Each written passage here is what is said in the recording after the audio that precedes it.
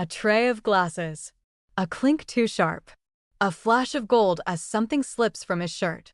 Emily Carter saw it, just for a second, before the room, her breath, and everything she thought she knew fractured in two. Inside that locket, nestled between layers of time and lies, was the face of the woman she'd been searching for since she was 5 years old. Her mother, Rosa Santorelli. Missing. Presumed dead. And now her picture was around the neck of Marco DeLuca, the most feared man in New York's underworld. What secret could bury a woman so deeply and leave her daughter serving espresso while her past sipped it across the table? What kind of love makes a mafia boss cry in public? La Rosa Trattoria sat on a cracked corner of Bensonhurst, part restaurant, part shrine. The wallpaper peeled like dried basil. Wine bottles lined the walls like trophies from better years. The booth sagged, the jukebox never played the right Sinatra track, and the air always smelled like garlic, grief, and dish soap. For Emily Carter, it was routine and refuge and maybe a little bit prison. She worked 6 days a week in her green and white uniform, pouring water, carrying trays, pretending she didn't hear mobsters whispering in the corner. When she wasn't working, she was sketching on napkins, mixing paint on old pizza boxes, or reheating soup for her aunt in their one-bedroom walk-up. Emily was an artist with no gallery, a daughter with no history. Rosa Santorelli disappeared when Emily was 5, leaving behind only a voice humming Italian lullabies in her memory and a single Polaroid of her laughing by a fountain. No body. No answers.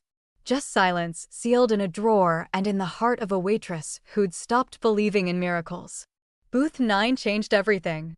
He started coming in 2 months ago, always in black, ink to the jaw, rings like brass knuckles made of gold. Never spoke unless spoken to. Espresso, no sugar.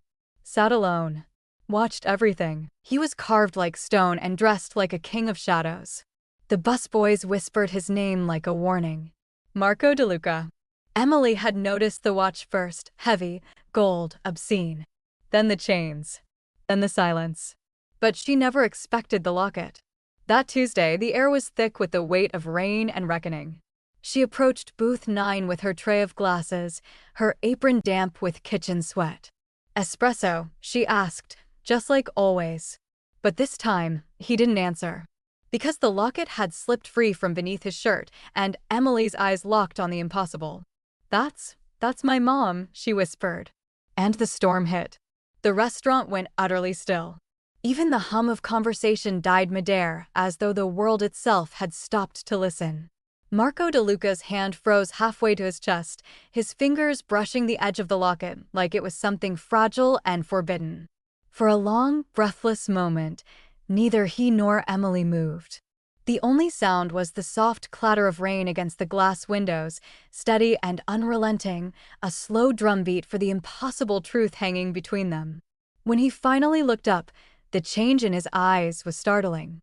The calm, indifferent gaze that had made grown men lower their heads was gone, replaced by something rawer, wilder, confusion tangled with disbelief and fear. His lips parted slightly, as though he meant to speak, but no words came out. Emily's hands trembled around her tray, her mind a blur of faces and fragments, the Polaroid in her drawer, the laughter in her mother's eyes, the way she used to hum when brushing Emily's hair. "That's my mom," she whispered again, softer this time, as if hoping repetition would make it less absurd. Marco blinked once, sharply, like a man waking from a dream he didn't want to believe. Then he snapped the locket shut with a sound that felt like a door slamming in her chest. "You don't know what you're saying," he muttered, his voice low and deliberate. But his fingers betrayed him.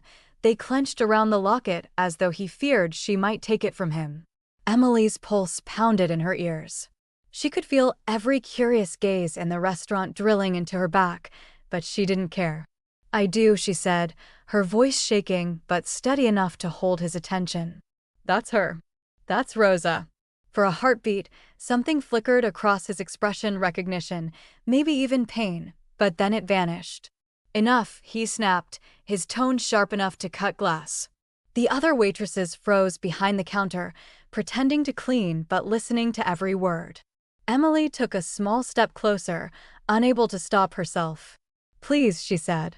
Where did you get that picture? Who gave you that locket?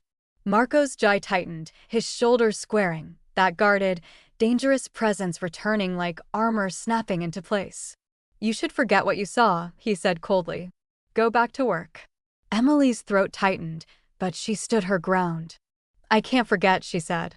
I've been looking for her my whole life. The tremor in her voice wasn't weakness, it was desperation. Marco's blue-gray eyes locked on hers, and for the first time she noticed something beneath the hard exterior, a hint of exhaustion, a grief so deep it frightened her. He looked like a man carrying the weight of ghosts. You don't understand what you're walking into, he said, quieter now. That woman, she's gone. Gone, Emily repeated, her voice cracking. You mean dead? He didn't answer right away.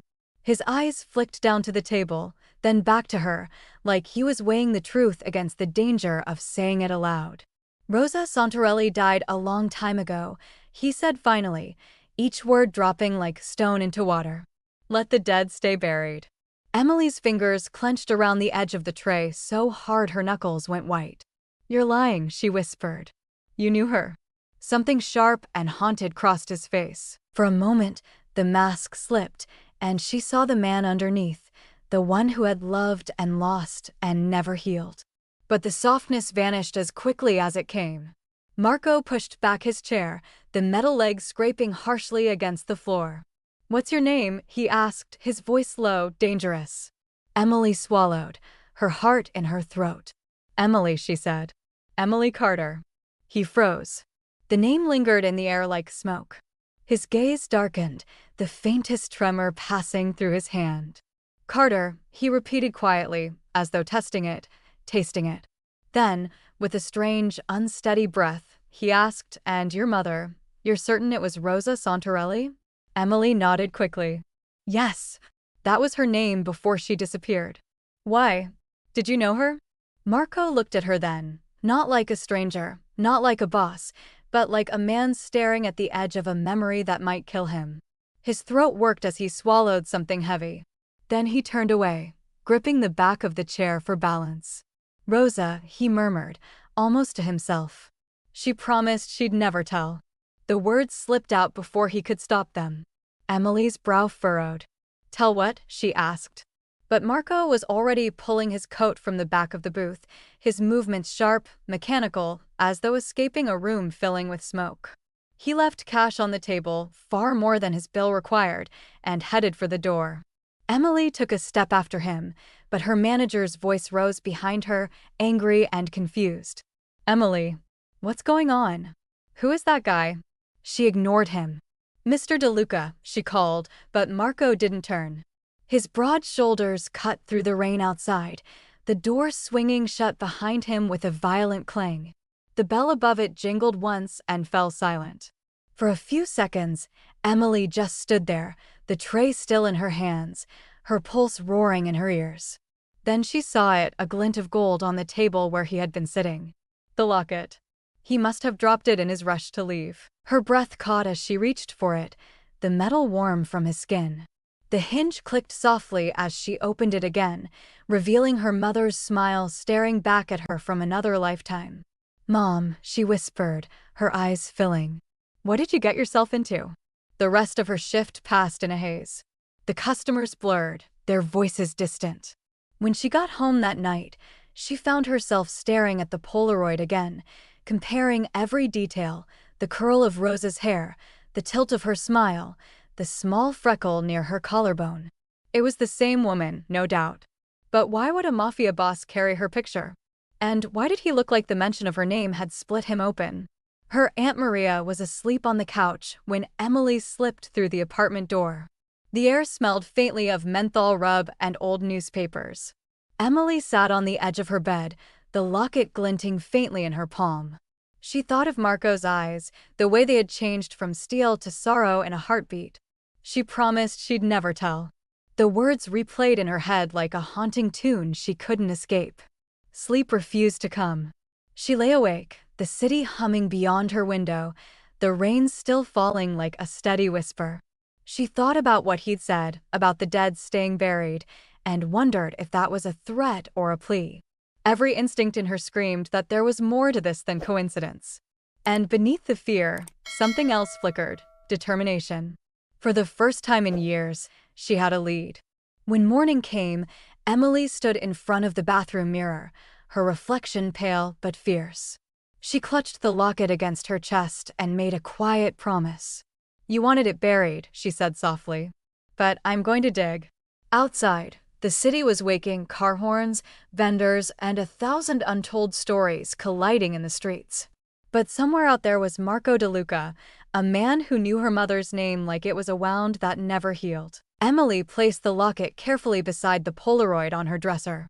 Two pieces of the same mystery, staring back at her with silent accusation. Whatever connected them, it wasn't over. Not yet. She could feel it, like thunder rumbling beneath a calm sky, waiting to break. Marco DeLuca sat in the low-lit silence of his private club, a fortress of shadows tucked behind an unmarked black door in Tribeca. Smoke curled lazily from the cigar in his hand, untouched for the better part of an hour. On the table beside him sat a glass of bourbon, neat, amber, and sweating, but he hadn't taken a sip. His gaze, unblinking, was locked on the place where the locket had rested against his chest for 20 years. Now it was gone, and the weight of its absence felt like someone had cut out a piece of his armor. The locket wasn't just a trinket. It was Rosa. A whisper of her voice, a trace of her perfume, the memory of her hand slipping into his in the dark. He had worn it every day since the night she disappeared, a ritual of guilt and remembrance tangled into one. When he had snapped it shut in that restaurant and tried to walk away, he had been pretending it didn't matter, pretending he hadn't seen her eyes in that girl's face. But now the silence pressed on him like a confession waiting to be spoken. He leaned back in the worn leather chair, the same one he had sat in when he became boss instead of boy.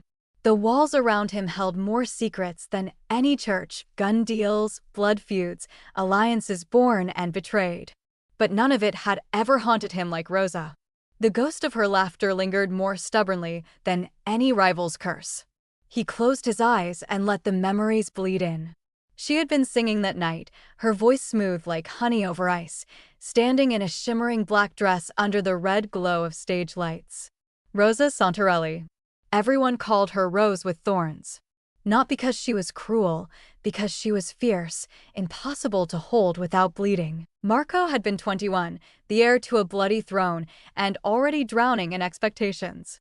She was light in a world that only trafficked darkness. The first time she kissed him, it wasn't in secret, it was in defiance. And from that moment, he was ready to burn every code for her. The plan had been simple: leave.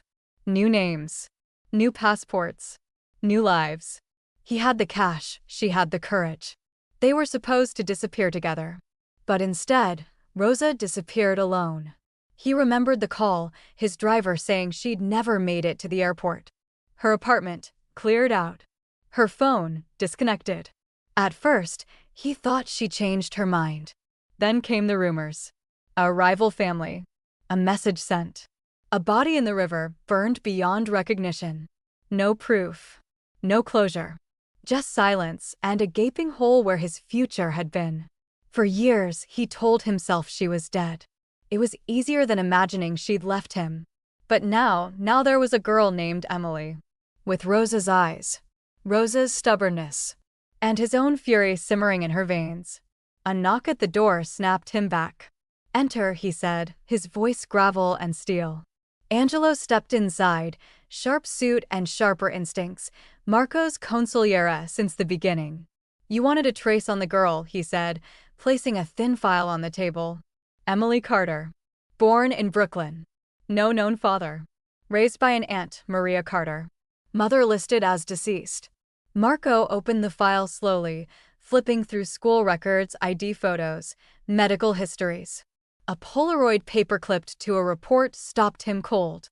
Emily at 7 or 8, missing her front teeth, with paint smeared on her cheeks and her mother's arm wrapped around her waist. Rosa's smile hadn't changed except in this photo. It was tired. Fragile. Her hair was darker, shorter, and there was a sadness behind her eyes that hadn't been there before. "She survived," Marco whispered. "All this time." She ran, Angelo said quietly. Question is from what? Marco set the photo down like it was made of glass. Find out everything, he said. Every job Rosa worked. Every address. Every person she spoke to after she vanished. And keep eyes on the girl. Quietly. Angelo gave a single nod. Understood. Meanwhile, in a small Brooklyn apartment that smelled faintly of garlic and Vicks VapoRub, Emily stood with her arms crossed, watching her aunt stir soup like it was the most important task in the world. Who was Rosa to you? She asked. Maria didn't look up. She was my sister. You said she died in a car accident, Emily said. You said she was unstable, scared of everything. You said she left me. Maria's hand froze, spoon midair. The silence filled the room like fog. Emily stepped forward, holding out the locket. Why was this around his neck? She asked. Why does a mafia boss have a picture of her? Maria sat down slowly, the weight of years sinking into her bones. She didn't speak for a long moment. Then, softly, she said, because Rosa didn't leave you. She was trying to protect you. Emily's breath caught. She was being followed, Maria continued. She was terrified, Emily. Said someone had found her. She didn't tell me everything, only that she used to be involved with someone powerful. Dangerous. She said if they ever found her, they'd take you away. Emily stared. So you helped her disappear? Maria nodded slowly. We changed her name. Carter wasn't real, it was mine. She dyed her hair. We moved. Every year, we moved again. She worked small jobs under the table. She didn't talk about him. Marco, Emily said. Marco DeLuca. Maria's face paled. That was his name? Emily nodded. He knew her. Loved her, I think. He wore this locket for 20 years. Maria looked away. Then maybe he wasn't the monster she feared. But someone was, Emily said. She was scared. Of something. Of someone. Maria's voice shook. She told me once, if anything happens, don't trust anyone with money. With power. Not even him. Emily felt something unravel in her chest. She's dead, she whispered. And no one ever told me the truth. Maria's eyes brimmed with tears. Because the truth was too dangerous. Emily stood there, stunned, the locket cold in her hand. She had grown up believing her mother was weak, someone who'd cracked under pressure and vanished. Now she saw the lie. Rosa had been running not from responsibility, but from a world too cruel to let her live in peace. And somehow Emily had survived it all. But survival wasn't enough anymore. She wanted answers. And so did Marco DeLuca. If you learned a secret about your family that changed everything, would you walk away or dig deeper no matter the cost? Tell us in the comments what you would do in Emily's place.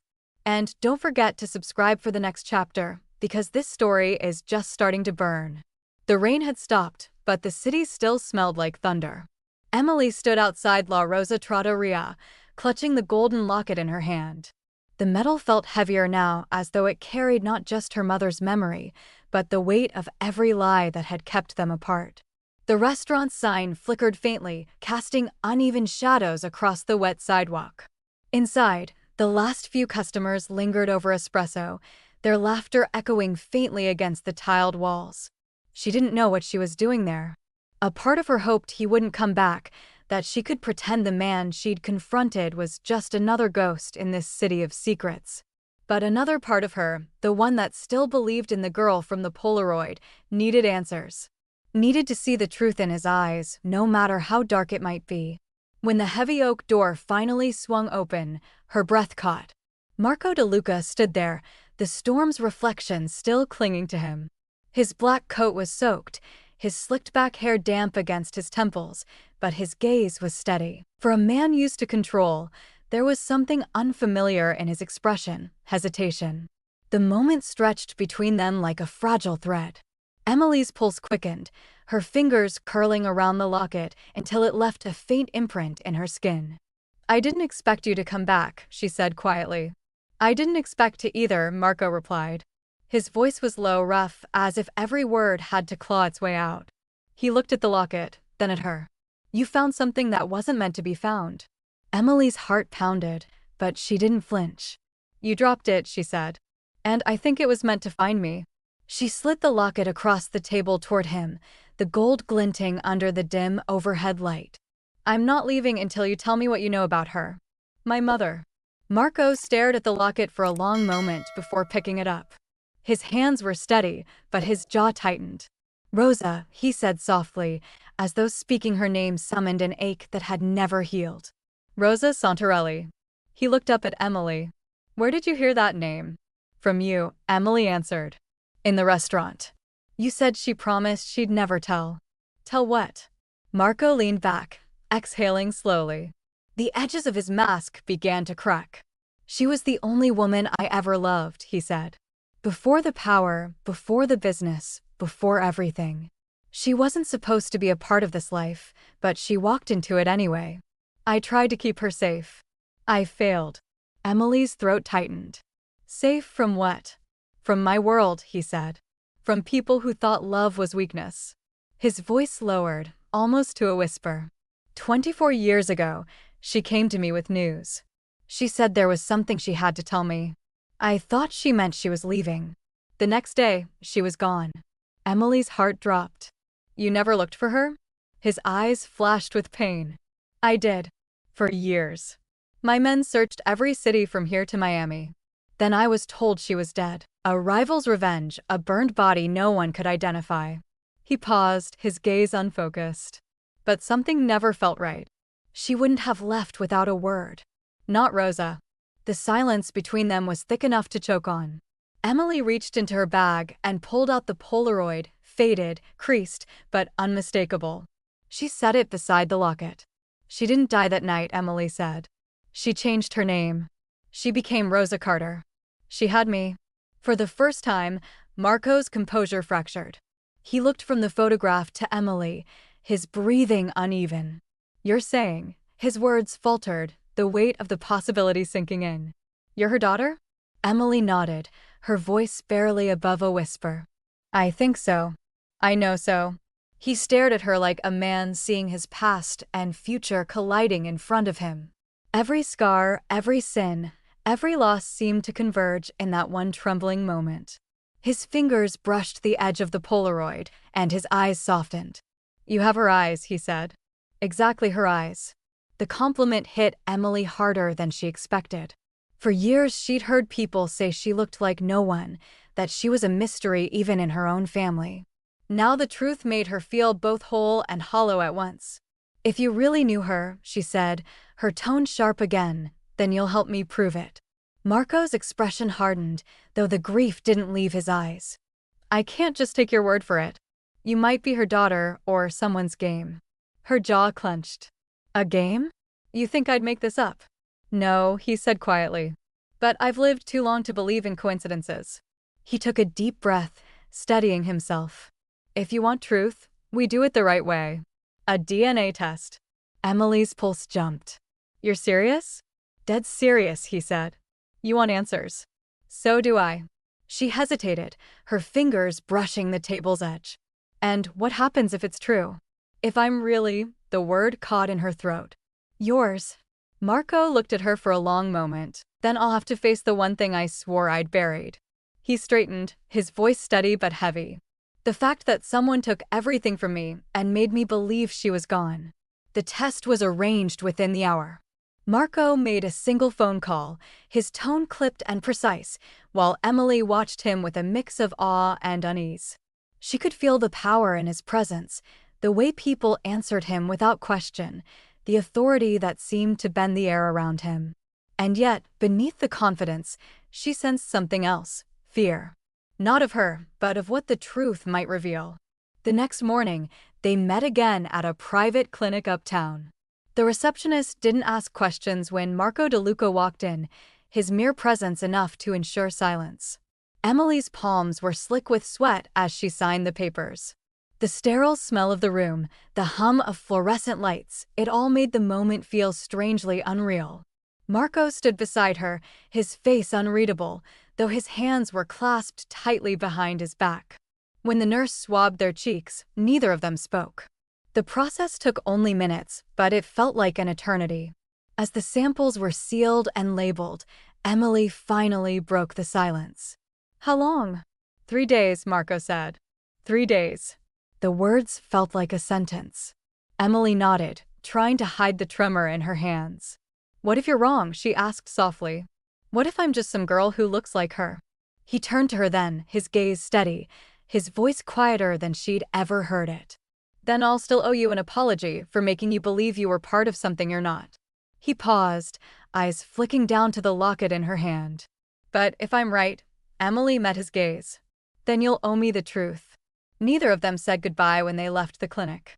Outside, the sky was heavy with gray, the city already buzzing with life. Marco walked away first, vanishing into a waiting black car, leaving Emily standing on the curb with a hollow ache in her chest. She wasn't sure if she wanted the truth or feared it. Because the closer she got, the more dangerous it all began to feel. That night, Emily lay awake staring at the ceiling, the locket resting on her nightstand beside the Polaroid. She wondered if he was doing the same, if somewhere in his fortress of glass and steel, Marco DeLuca was staring at his own reflection, wondering if the ghost of Rosa Santorelli had come back through her. The thought comforted her in a strange way. Neither of them could sleep because of the same woman, because of the same question. In another part of the city, Marco sat in his office, surrounded by silence and regret. The bourbon on his desk remained untouched, the locket's imprint still faint against his chest where it had rested for years. Angelo's report lay open before him, but he didn't read it. Instead, he closed his eyes and whispered Rosa's name into the emptiness, as though saying it might bring her back, or bring him peace. 3 days. He could wait 3 days.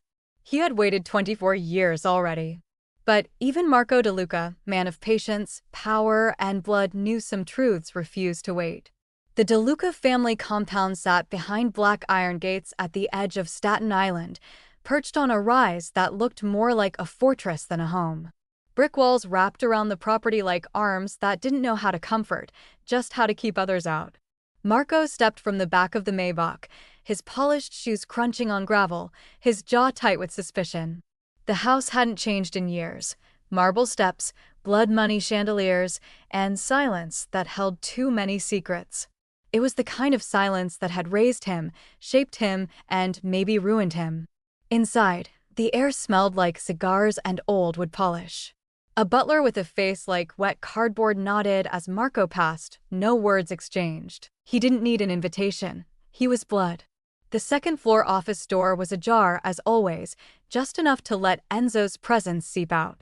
Behind it, Marco's older brother waited, not out of respect, but because Marco had told him he was coming, and Enzo never liked surprises. "Look what the cat dragged in," Enzo said as Marco stepped inside. His voice was smooth, worn in like a well-cut suit. He lounged behind the desk, nursing a glass of Amaro, his salt and pepper hair slicked back like it was still 1985. The grin he wore never reached his eyes, it never had. "To what do I owe this nostalgic little reunion, Fratellino?" Marco didn't sit. He stayed standing, arms crossed, a shadow against the light spilling through the window blinds. "You heard I saw someone," he said. "Someone from before." Enzo raised a brow, swirling the drink in his glass with one ringed finger. "Let me guess, ghosts of girlfriends past?" "What was her name again?" "Rosa." Enzo gave a low chuckle, leaning back in his leather chair. "Right. Rosa Santorelli. The lounge singer with the mouth and the hips. You were obsessed with her." He took a sip. And then, poof. She vanished. Bullet dodged, if you ask me. Marco's jaw flexed, but he kept his voice measured. "You never liked her." "She was bad for business," Enzo said without apology. "You were getting too soft. Talking about Europe, starting over. You were ready to walk away from the family for a woman who sang in smoky bars and thought love could save you." He smirked.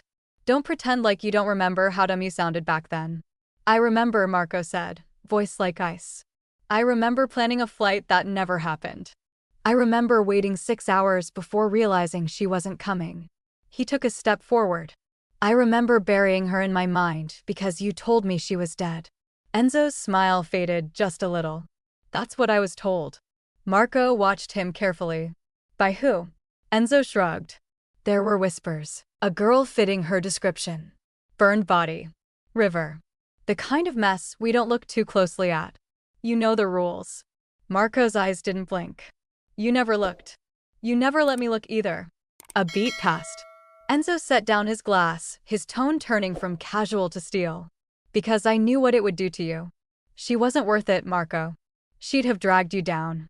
Or she would have saved me, Marco said, more to himself than to Enzo. Silence stretched between them like a tightrope above a pit. Then, slowly, Marco spoke again. She had a daughter. Enzo's head tilted. That's so. Marco nodded once. Her name's Emily.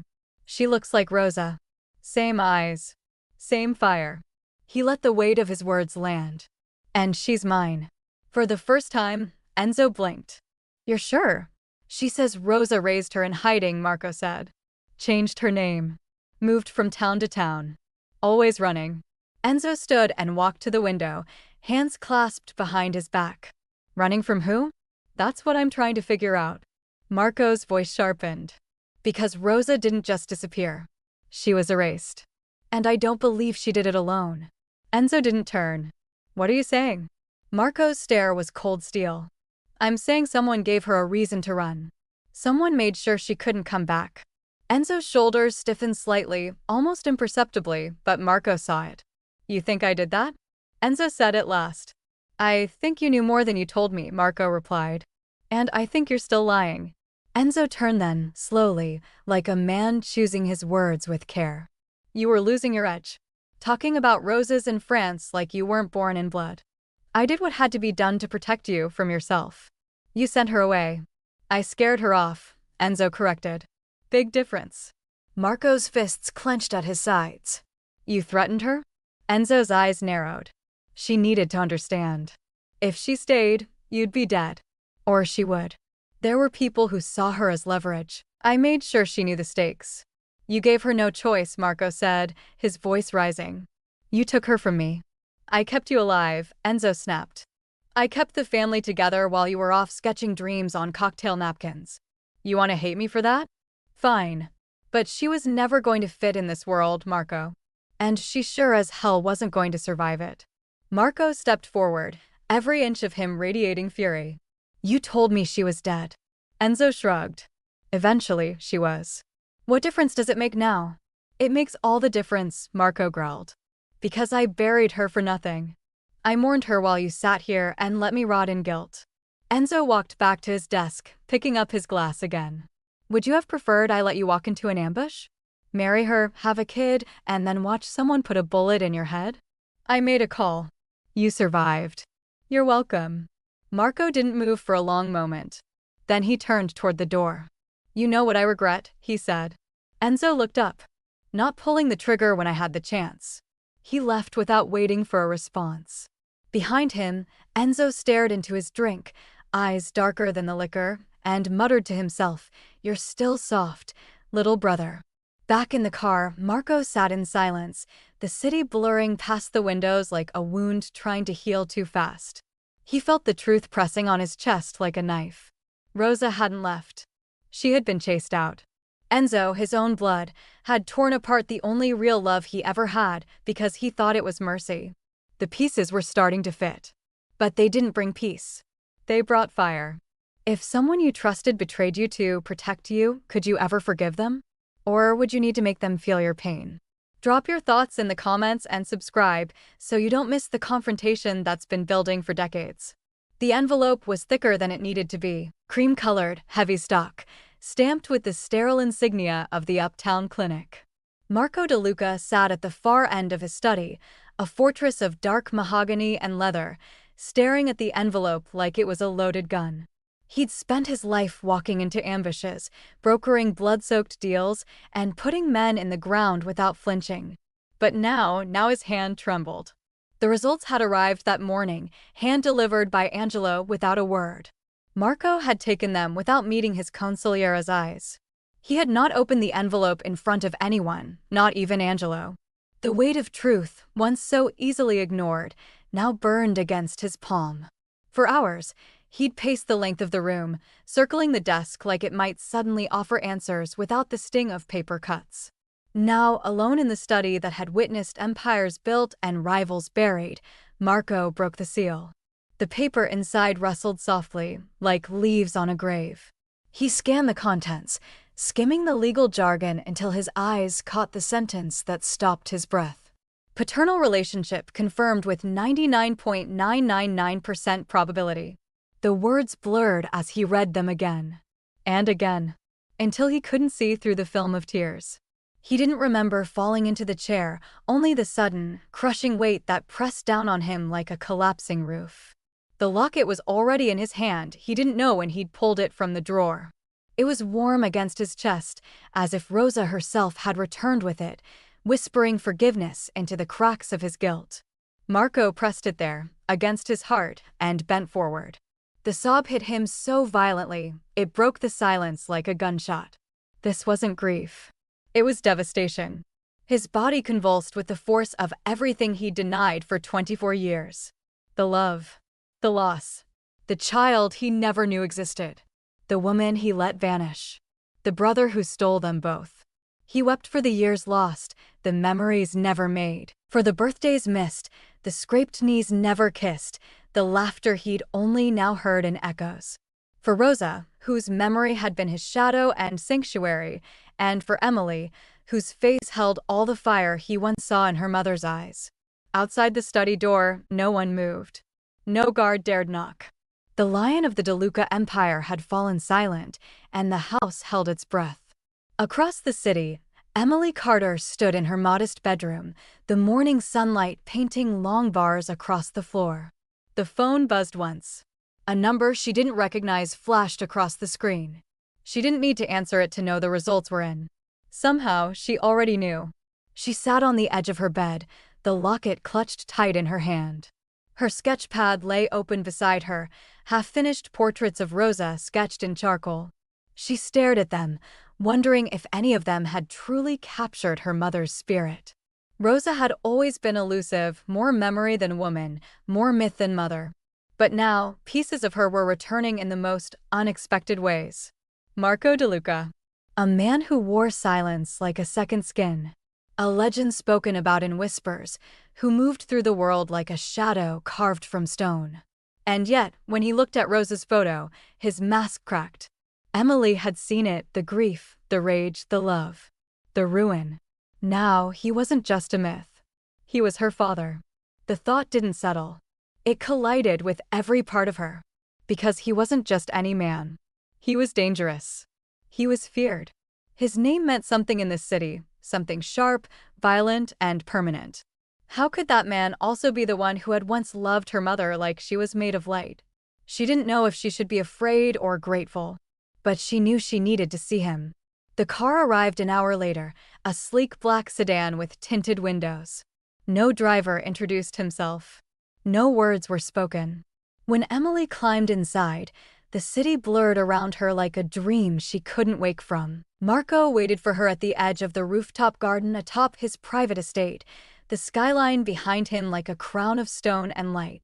He stood with his back to her, shoulders rigid, hands clasped behind him. The locket hung from his neck again. "I got the results," he said, without turning. "So did I," Emily replied. Silence stretched between them like glass. Then he turned. His face was raw older, somehow, but his eyes were clear. "You're my daughter." Emily nodded slowly. "I didn't need the paper to know." Marco stepped closer, slowly, like he was afraid she might vanish if he moved too quickly. "I failed you," he said.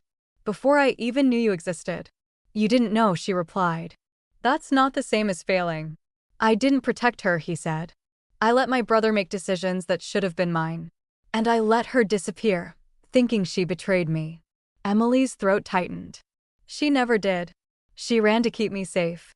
"I know that now," he whispered. They stood in the wind, surrounded by glass towers and buried truths. Finally, Emily spoke. "If we're going to do this, if we're going to figure out what really happened, no lies. No silence. You tell me everything, Marco."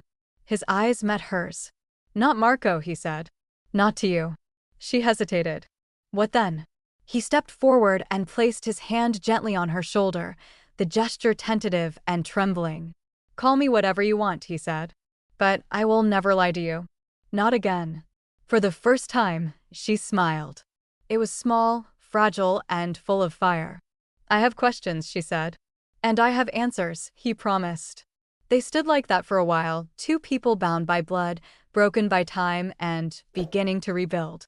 Below them, the city moved on, unaware that its coldest king had just found something he never thought he'd feel again: hope.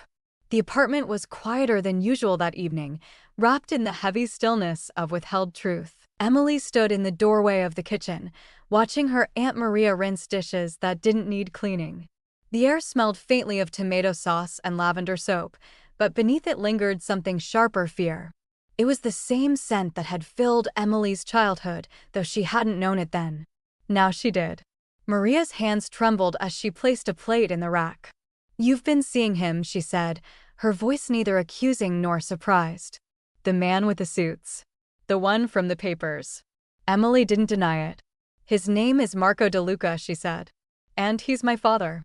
The words came out steady, but her chest was tight, as if saying it made the truth too real to breathe. Maria closed her eyes, water still running. "I hoped you'd never find him," she whispered. "Or that he'd never find you." She turned, her face lined with guilt and sleepless years.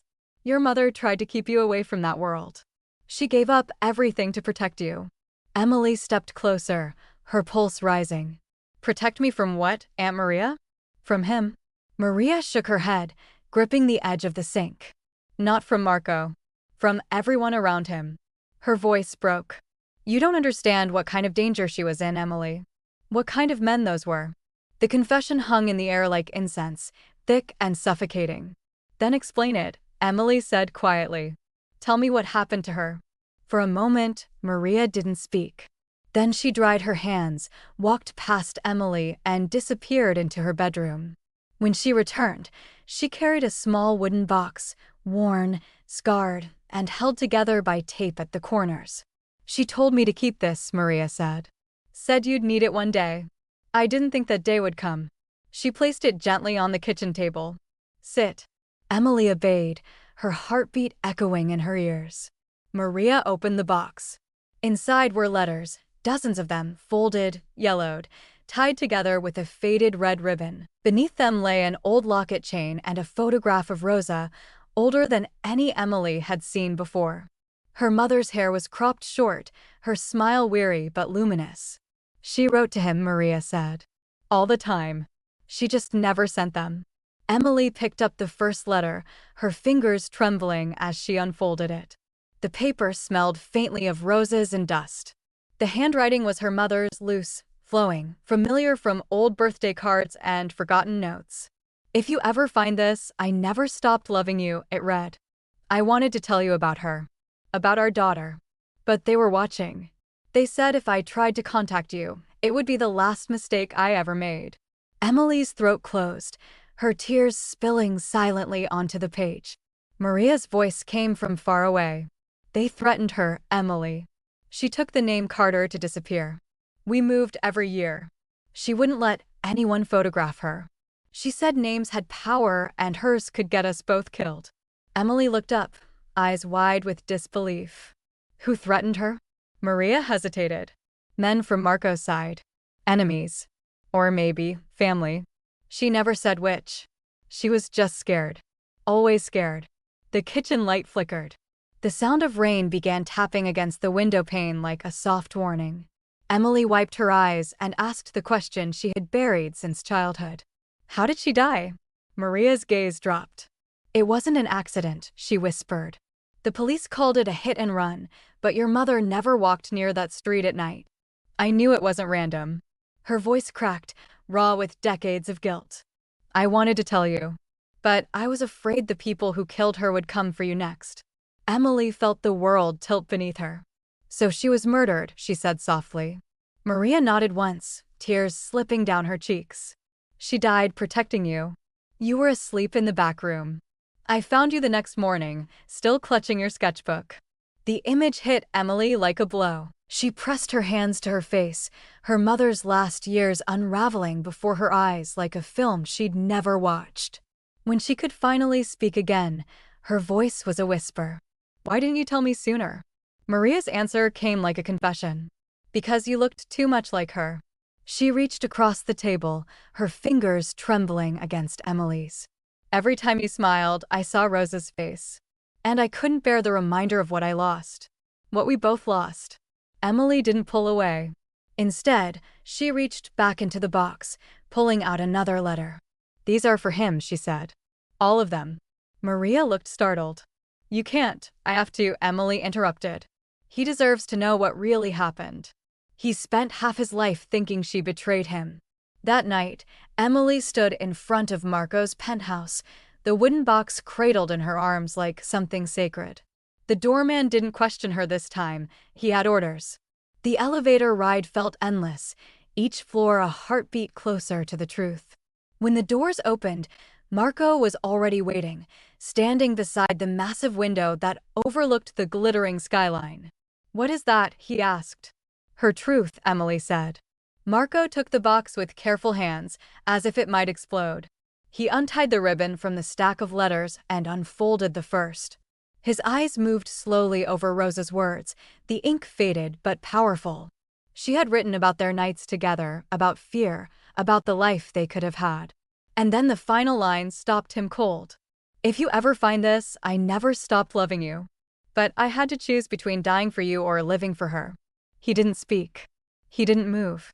The letter trembled between his fingers, the sound of his breath uneven. Emily watched, unsure whether to comfort him or let him break in peace. Marco finally set the letter down and looked out the window, his reflection pale against the glass. All these years, he murmured. I hated her for leaving, and she was dying to come back.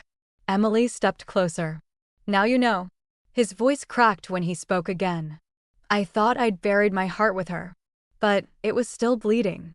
He pressed the letter against his chest, then turned to Emily. There was no anger in his eyes anymore, only grief and something else. Purpose. We find who did this, he said quietly. We find out who took her from us. No more running. No more hiding. Emily nodded, the fire in his words matching the one building inside her. For the first time, they were on the same side, not as strangers bound by blood, but as two halves of a truth finally unearthed. Outside, the rain had stopped. The city lights shimmered like tears drying on the horizon. And somewhere beneath that vast skyline, the name of Rosa Santorelli waited to be cleared. The warehouse stood like a skeleton on the edge of the Brooklyn waterfront, its rusted frame silhouetted against a bruised sky. Marco's footsteps echoed through the vast space, steady, unhurried, purposeful. It had been years since he stepped foot here, years since this place had been used to make men disappear. Now it was filled with ghosts.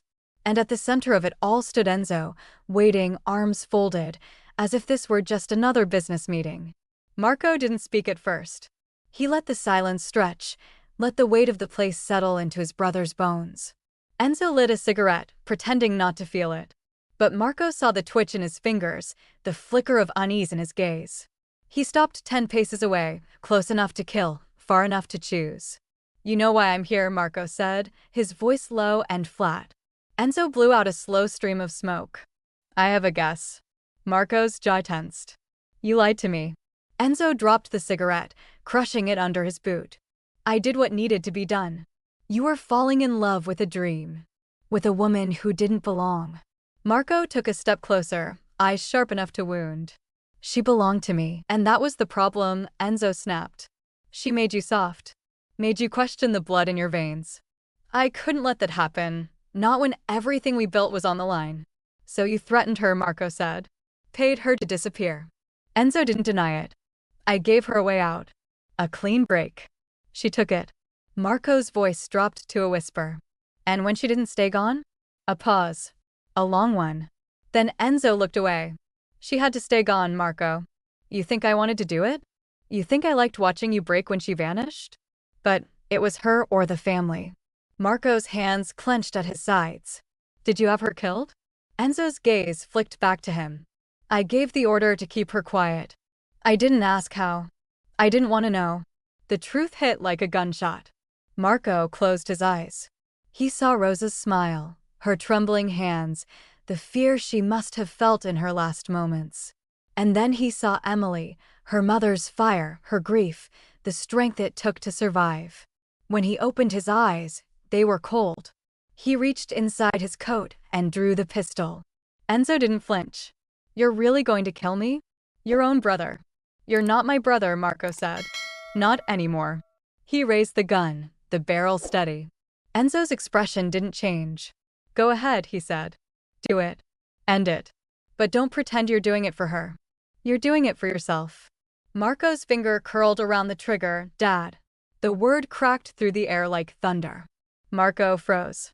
Emily stood at the far end of the warehouse, breathless, eyes wide, her voice trembling with something between fury and fear. "Don't," she said.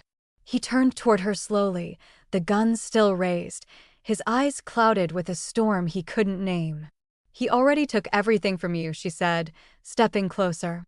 "Don't let him take this too." Marco's voice was rough. "He had your mother killed." "I know," Emily said. "And he'll have to live with that. But if you pull that trigger, you'll never come back from it. Not for me. Not for you." Enzo said nothing, watching the scene with a flicker of something unreadable resentment, maybe even regret. Emily stepped closer. "Don't let him take more from us."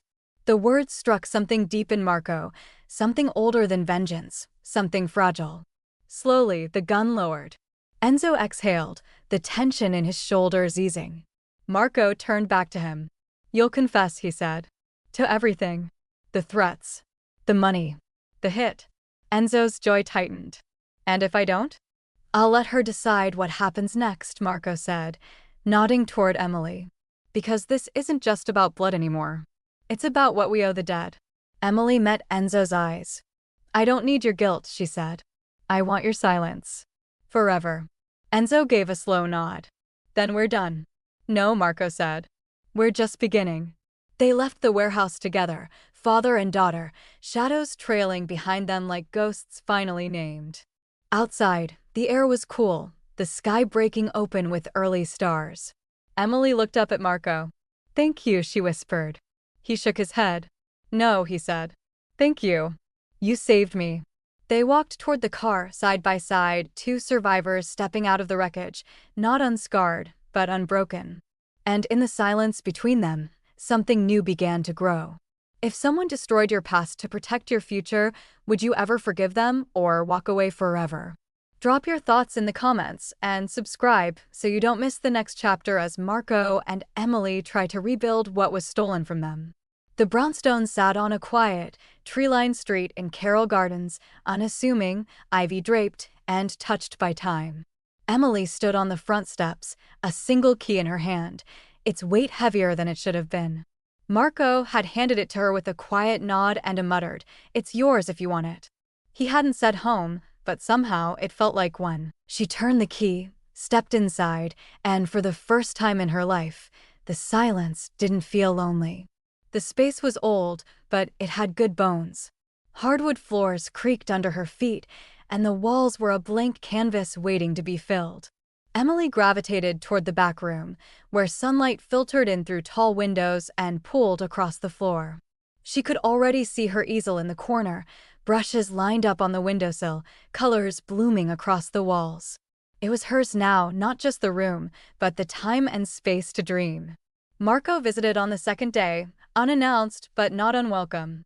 He didn't step past the threshold at first, just stood at the door in his dark coat, as if waiting to be let in, not just into the house, but into something deeper. Emily offered him coffee, and he said yes, even though they both knew he wouldn't drink it. They sat in the living room, not facing each other, letting the hum of the radiator fill the quiet. Small talk was clumsy, but it was something. Later that week, Marco returned with a manila folder and placed it on the kitchen table. "It's a trust," he said. "In your mother's name. For you, if you want to go back to school. Or paint. Or leave." Emily stared at the folder for a long moment before she nodded. "Thank you," she said, and meant it. He also gave her something else, a file labeled Blackwood Holdings. "They funded the shell company that paid Rosa off," he explained. "Unwittingly. But I'm shutting it down. Quietly. Cleanly." Emily didn't understand all the names on the documents, but she understood what it meant. The past was being dismantled, brick by bloody brick. Marco DeLuca was stepping away, not just from the business, but from the throne. "I'm naming Paolo," he said one evening over takeout. "He's young, cautious, doesn't have a thirst for fire." Emily raised an eyebrow. "You're retiring?" Marco smirked faintly. "Let's just say I'm stepping sideways." It was awkward at first, the rhythm of their days unsure. Marco didn't know how to ask questions without sounding like an interrogation. Emily didn't know how to answer without feeling exposed. But slowly, over mismatched dinners and short walks around the block, they found a kind of pace. She showed him her sketches. He listened more than he spoke. Sometimes he'd linger in the doorway of her art room, watching her paint with a look she couldn't quite read. Not pride, exactly. Not yet. But something close. "She used to paint," he said one night. "Badly. She always laughed at her own work." Emily smiled at that. "Sounds familiar." The grief never really left. It hovered between them like a shadow in soft light. They spoke of Rosa in fragments, memories dropped like petals on the kitchen table.